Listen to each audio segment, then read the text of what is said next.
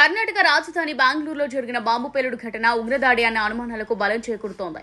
Restaurant Rameswaram cafe కి ఓ వ్యక్తి కస్టమర్లా వచ్చి బ్యాగ్ పెట్టి వెళ్లిపోయాడని, అనంతరం బాంబు పేలినట్టు తెలుస్తోంది.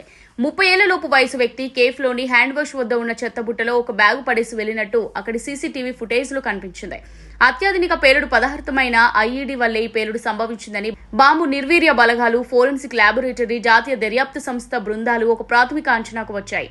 సీసీటీవీ ఫుటేజ్ ఆధారంగా పోలీసులు ఆ వ్యక్తిని గుర్తించారు.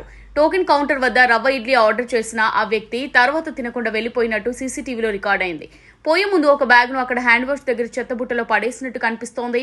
1 గంట తర్వాత బాంబు పేలింది. ఐఈడీ బాంబును టైమర్ సాయంతో పేల్చి ఉంటాడని పోలీసులు అనుమానిస్తున్నారు. ఘటనా స్థలిని కర్ణాటక డీజీపీ అలోక్ మోహన్ సందర్శించారు. పేలుడు ఘటనలో లభించిన ఆధారాల సాయంతో దర్యాప్తు ముమ్మరం చేశామని తెలిపారు. ఎప్పుడూ కస్టమర్లతో రద్దీగా ఉండే రామేశ్వరం కేఫ్లో భారీ పేలుడుతో బెంగళూరు నగరం ఒక్కసారిగా ఉలిక్కిపడింది. ప్రమాదం జరిగిన సమయంలో దాదాపు 200 మంది కస్టమర్లు కెఫేలో ఉన్నట్టు తెలుస్తోంది.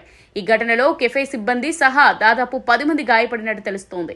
ఎల్పీజీ గ్యాస్ సిలిండర్ లీకేజ్ కారణంగా పేలుడు సంభవించిందని మొదట అందరూ భావించారు. కానీ దీని వెనుక టెర్రరిస్టుల ప్రమేయం ఉండొచ్చని ప్రస్తుతం అనుమానిస్తున్నారు.